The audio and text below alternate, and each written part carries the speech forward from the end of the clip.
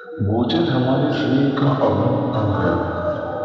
भोजन के बिना हमारे शरीर का यापन नहीं हो सकता। जिस प्रकार बाइक को चलाने के लिए एक फ्यूल की जरूरत पड़ती है, यानी कि पेट्रोल की जरूरत पड़ती है, किसी भी मशीन को चलाने के लिए फ्यूल की जरूरत पड़ती है। वैसे ही भोजन हमारे शरीर में फ्यूल का काम करता है। भोजन से हमारे शरीर को ऊर्जा मिलती है, शक्ति मिलती है। इस ऊर्जा शक्ति से हम अपने शरीर का निर्वाह करते हैं, चलाते हैं। बिना भोजन के हम अपने शरीर को नहीं चला सकते। हमारे चैनल को सब्सक्राइब जरूर कर लीजिएगा और वीडियो को लाइक कर दीजिएगा। मैं ऐसे ही नॉलेजेबल वीडियो डालता रहता हूँ।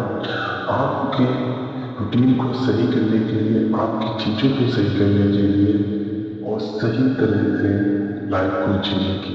भोजन अच्छा ना हो, उसमें सभी जरूरी न्यूट्रिशन ना हो, उसमें सभी जरूरी पोषक तत्व ना हो, तो वह हमारे शरीर को सुचारू रूप से चलाने के लिए सही नहीं है। इससे हमारा शरीर धीरे धीरे बीमार होने लगता है। अगर हमारा भोजन पूर्ण रूप से सात्विक है और शुद्ध है, शुद्ध यानी कि जिस जगह पर भोजन बनाया जा रहा है वहाँ की जगह स्वच्छ होनी चाहिए, उसमें किसी भी प्रकार की अशुद्धि नहीं होनी चाहिए। जिस पात्र में जा रहे हैं वो पात्र भी शुद्ध होना चाहिए, वरना भोजन में अशुद्धि पड़ने से भोजन की पौष्टिकता और न्यूट्रिशन पर प्रभाव पड़ता है। और यही न्यूट्रिशन हमारे शरीर के लिए बहुत उपयोगी है। बिना न्यूट्रिशन के हमारे शरीर को ऊर्जा नहीं मिल सकती है, न ही पोषक तत्व मिल सकते हैं। अगर हमारे शरीर को सही न्यूट्रिशन ना मिले तो वो सही से नहीं चल सकता है। अगर भोजन में सुचारू रूप से अच्छी न्यूट्रिशन हो तो यह बहुत ही अच्छी तरह से शरीर को चला सकता है। परंतु ध्यान रखना है कि भोजन सभी तरह के न्यूट्रिशन होने चाहिए, जैसे कि सभी जरूरी मिनरल्स होने चाहिए, विटामिन होने चाहिए, एंटीऑक्सीडेंट होने चाहिए। एंटीऑक्सीडेंट्स क्या होता है, हमारी बॉडी में ऑक्सीडेशन चलता रहता है। उस ऑक्सीडेशन को स्लो करने के लिए हमें एंटीऑक्सीडेंट लेना पड़ता है।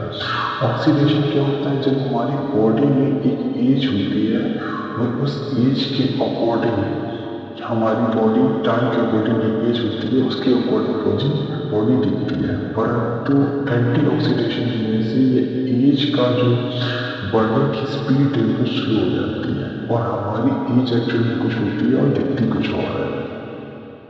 तो ये ऑक्सीडेशन जरूर होना चाहिए। ऐसे ऑक्सीडेशन वाले कुछ फूड है जैसे आंवला हो गया, और ये ऑक्सीडेशन एंटीऑक्सीडेशन जो मिलता है सबसे ज़्यादा कुछ फूड के माध्यम से मिलता है और कुछ नेचुरल तौर पर मिलता है, जैसे कि ब्रह्म मुहूर्त में होने पर उस टाइम की ऊर्जा सबसे हाई होती है, उस टाइम हाई कॉस्मिक एनर्जी होती है ब्रह्म मुहूर्त में होने पर।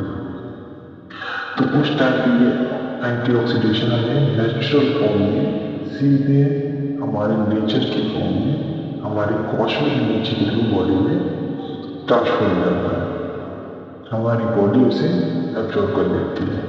और दूसरा हमारा फूड का माध्यम है। और हमारे इसके साथ साथ एंटीऑक्सीडेशन के साथ साथ हमें मिलनी चाहिए सभी तरह की एंजाइम्स। वैसे तो हमारी बॉडी खुद एंजाइम प्रोड्यूस करती है, बट कभी कभी क्या होता है कि बॉडी में एंजाइम्स नहीं बन पाते हैं, तो हमें एक्सटर्नल एंजाइम्स लेने पड़ते हैं।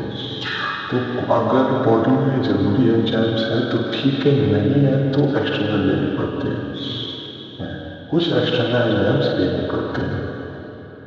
तो मिनरल्स हो गया, विटामिन हो गए, एंटीऑक्सीडेंट्स हो गए। तो इस तरह से हमारी बॉडी सुचारू रूप से काम करती है। परंतु अगर ये चीज हमें बॉडी में प्रॉपर मात्रा में एक सही क्वांटिटी में ना मिले तो हमारी बॉडी उस तरह से परफॉर्म नहीं कर पाएगी। अगर बॉडी को ये रेगुलर तौर पे आपने सही न्यूट्रिशन और कंप्लीट न्यूट्रिशन नहीं दिए तो धीरे धीरे आपकी बॉडी परफॉर्मेंस करना बंद कर देगी, काम करना बंद कर देगी, धीरे धीरे बीमार होने लगेगी, कई तरह के रोग आपको लगने लगेंगे, आपकी इम्यून वीक होने लगेगी। तो हमारा भोजन कितना महत्व रखता है ये आपको समझ में आ गया होगा। अभी तो सिर्फ और सिर्फ भोजन की बात की है, जिसमें से जो कि हमारा ये सिर्फ एक एलिमेंट है। भोजन हमारा कहाँ से प्राप्त होता है? अर्थ एलिमेंट से।